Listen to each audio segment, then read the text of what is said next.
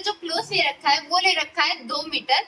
इसमें सबसे पहले चोली कटिंग करते बिकॉज ऑफ ये नायरा कट कुर्ती आप फ्रंट में देख के समझ ही गए होंगे, जिसके लिए यहाँ पे मैं ले रही हूँ 16 इंच।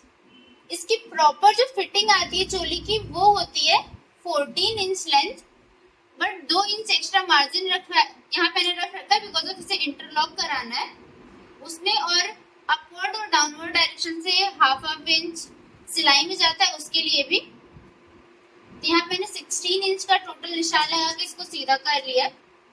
अब इसको कट करके हटा लेते हैं, फिर लगाते हैं चोली का निशान। तो मैंने क्लोथ ले रखा है वो 4 फोल्ड है, आपको भी 4 फोल्ड क्लोथ लेके ही कट करना है। यहाँ पे टोटल जो कुर्ती की लंबाई है वो है 45 इंचेस, जिसमें मैंने पहले चोली निकाल ली है 14 इंचेस की। इसमें मार्जिन मत ऐड करिएगा जो आपकी रियल लंबाई होगी। यहाँ पे सबसे पहले शोल्डर का निशान में लगा रही हूँ, जो मैंने यहाँ पे लगा रखा है 7.5 इंच पे।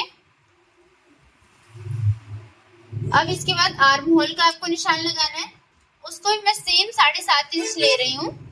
आप चाहो तो 7 इंच भी ले सकते हो, और अगर आप 32 या 36 इंच की कुर्ती बना रहे हैं तो आप 6.5-7 के बीच में ले सकते हो।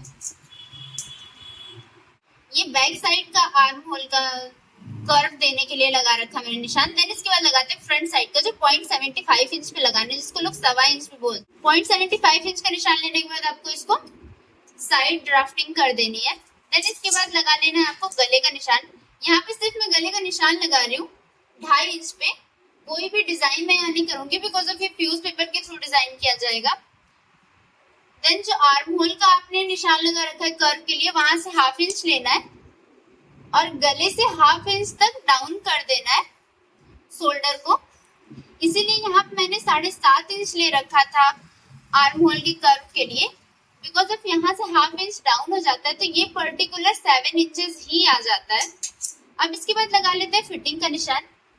फिटिंग का निशान फर्स्ट ऑफ ऑल ये 40 इंच की कुर्ती में बना रही हूँ, थोड़ा सा लूज होती है तो यहाँ मैंने 10 इंच ले रखा है, और इसके बाद जो 1.5 इंच बच रहा है ये मेरा मार्जिन हो जाएगा।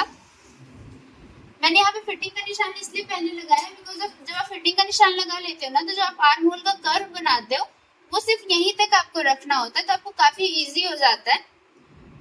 देन यहाँ मैंने ले रखा आर्म होल कर्वर। सबसे पहले यहाँ मैं बैक साइड के आर्म होल का कर्व का निशान लगाऊंगी, देन इसके बाद फ्रंट साइड का। यहाँ मैं बोथ साइड एक साथ निशान लगा रही हूँ क्लोथ का, इसलिए मैंने दोनों साइड के आर्म होल के लिए एक साथ ही ड्रॉ कर दिया है। अदरवाइज आप अलग अलग लगाते हो तो सबसे पहले आप फ्रंट का कर रहे हो तो फ्रंट के लिए लगा लीजिए, देन उसके बाद आप बैक के लिए ड्राफ्टिंग कर सकते हो। सबसे पहले बैक आर्म होल के कर्व के लिए मैंने कर्वर को सेट कर दिया है। जब आपको कर्वर सेट करना है ध्यान में रखना है कि ये जो आपने लाइन ड्रॉ कर रखी है सेम इसी के ऊपर कर्वर का जो लाइट राउंड स्पेस है वो होना चाहिए, बिकॉज उस काफी लोगों को कर्वर सेट करने में प्रॉब्लम आती है जब आप वो आर्म होल का कर्व का निशान लगाते हैं या फिर वो गले के कर्व का निशान लगाते हैं। अगेन फ्रंट साइड का जब आप कर्वर सेट करोगे तो आप जो आपने निशान लगा रखा है फिटिंग का वहां पे आपको इसका पर्टिकुलर कर्व रखना है, और ये फ्रंट साइड का आर्म होल है तो जो फ्रंट साइड का आपने लगा रखा है आर्म होल के लिए पहले ड्राफ्टिंग कर रखी है वहां से हल्का सा ये बाहर की तरफ रखना है कर्वर को, देन इसको ड्रॉ कर लेना है। होल के कर्व के निशान के बाद अब यहाँ पे लगा लेते हैं फिटिंग का निशान कमर की, जिसके लिए मैंने यहाँ पे 9.5 इंच पे एक लाइन ड्रॉ कर ली है। 9.5 इंच यहाँ पे इसलिए ले रखा है बिकॉज ऑफ जितना भी आपने यहाँ पे चेस्ट का मेजरमेंट ले रखा है फिटिंग के लिए उससे 1/2 इंच आप कम कर लो।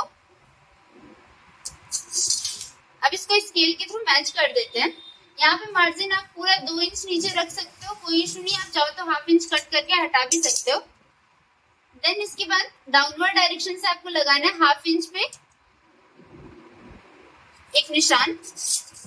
अगेन इसको लाइट कर्व के साथ मैच कर देना है। यहाँ पे कर्व के लिए मैंने कर्वर को सेट कर रखा है और आपको लाइटली यहाँ पे ड्राफ्टिंग कर लेनी है। इसके बाद यहाँ से मैं 1/2 इंच से कम कर रही हूँ जो भी एक्स्ट्रा मार्जिन है, जो भी आपने एक्स्ट्रा मार्जिन ले रखा है वहां से आपको कटिंग स्टार्ट करनी है।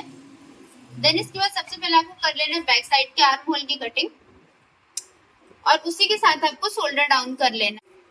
फ्रंट साइड के आर्म होल का कर्व बनाना इसलिए भी इम्पोर्टेंट होता है बिकॉज ऑफ कुछ लोगों के साथ क्या होता है कि फ्रंट साइड से कुर्ती में या ब्लाउज में हल्का सा लूजिंग आता है, तो जब आप फ्रंट और बैक साइड दोनों साइड का आर्म होल का कर्व सही से बनाओगे तो आपको कोई भी प्रॉब्लम नहीं आएगी लूजिंग की। देन इसके बाद कर लेते हैं अपना शोल्डर डाउन, फिर दोनों साइड के क्लोथ को अलग करके कर लेते हैं फ्रंट साइड के आर्म होल की कटिंग। दोनों साइड के क्लोथ को अलग करने के बाद यहाँ मैं फ्रंट साइड के आर्म होल की कटिंग कर रही हूँ।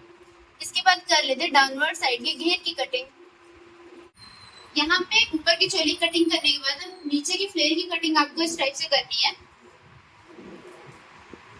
जस्ट लाइक यहाँ पे 11 इंच मैंने ले रखा है टोटल, यहाँ पे फिटिंग मार्जिन सब कुछ मिला 11 इंच है, तो उसका आपको डबल कर लेना है।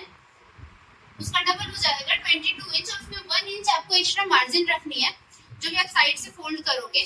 और इसकी टोटल लंबाई जो थी कुर्ती की वो थी हमारी 44 टू 45 इंच के अराउंड। तो यहाँ मैंने जो फ्लेयर की लंबाई ले रखी है वो 33 इंच एग्जैक्टली रखी है, और उसमें 1 इंच मैंने यहाँ पे एक्स्ट्रा मार्जिन ऐड कर रखा है। यहाँ मैंने सिर्फ एक साइड के क्लोथ को फोल्ड कर रखा है, फ्रंट साइड की इसकी कटिंग कर लेते हैं। सेम आपको बैक साइड के क्लोथ की भी कटिंग करनी है। यहाँ पे स्ट्रेट करके आपको फ्लेयर की कटिंग कर लेनी है। फ्रंट साइड को फ्लेयर कट करने के बाद उसको बैक साइड के क्लोथ मैंने सेट कर दिया है, और सिमिलर जिस अकॉर्डिंग आपका फ्रंट साइड का फ्लेयर है उतने पे ही आपको अपने बैक साइड का फ्लेयर भी कट करना है। देन इसके बाद आप कर लेते हैं स्लीव्स की कटिंग। स्लीव्स की कटिंग के लिए आप मैंने जो क्लोथ की चौड़ाई ले रखी है वो ले रखी है 10 इंच, और जो इसकी जो लंबाई ले रखी है मैंने वो है 17 इंच। यहाँ मैंने 4 फोल्ड क्लोथ ले रखा है। सबसे पहले जो आपका बंद वाला साइड है क्लोज साइड, वहां से आपको 1 इंच पे एक निशान लगाना है जहां से आपका कर्व बनेगा, और दूसरे साइड से ओपन साइड जो वहां से 3 इंच पे एक निशान लगाना है। 3 इंच से 1.5 इंच पे एक निशान लगाना है अंदर की तरफ। यहीं तक आपके स्लीव्स का कर्व ड्रॉ होगा। इसके बाद आपको आर्म होल कर्वर सेट करना है, और कुछ इस टाइप से कर्व का निशान ड्रॉ कर लेना है। अब इसके बाद स्लीव्स की डाउनवर्ड डायरेक्शन की फिटिंग यहाँ पे मैं ले रही हूँ 6.5 इंच, और इसमें 2 इंच आपको एक्स्ट्रा मार्जिन रख लेना है। और आपका जो कर्व का फिटिंग है और जो आपके डाउनवर्ड डायरेक्शन के हैंड की फिटिंग है उन दोनों को मैच कर लेना है स्केल के थ्रू। इस टाइप से कुछ आपको फिटिंग और जो आपने मार्जिन ले रखा है दोनों के निशान को मैच कर लेना। बैक साइड के आर्म होल के कर्व के बाद अब लगा लेते हैं फ्रंट साइड के आर्म होल का कर्व।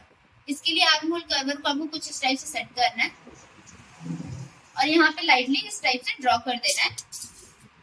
आप यहाँ का मेजरमेंट एक बार देख लो कितना आया है। जो गैप है अगर आप विदाउट कर्वर लगाते हो तो आपको बेसिकली 1.5 इंचेस के अराउंड गैप लेना है, और उसमें नॉर्मली ये कर्व ड्रॉ कर लेना है। सबसे पहले करना है आपको बैक साइड के आर्म होल की कटिंग। देन उसके बाद फ्रंट और बैक साइड के स्लीव्स को अलग करके अगेन करना होगा आपको फ्रंट साइड के आर्म होल की कटिंग। स्लीव्स को फुल ओपन करने के बाद जो आपने फ्रंट साइड के कर्व का निशान लगा रखा है आपको उसकी कटिंग कर लेनी है।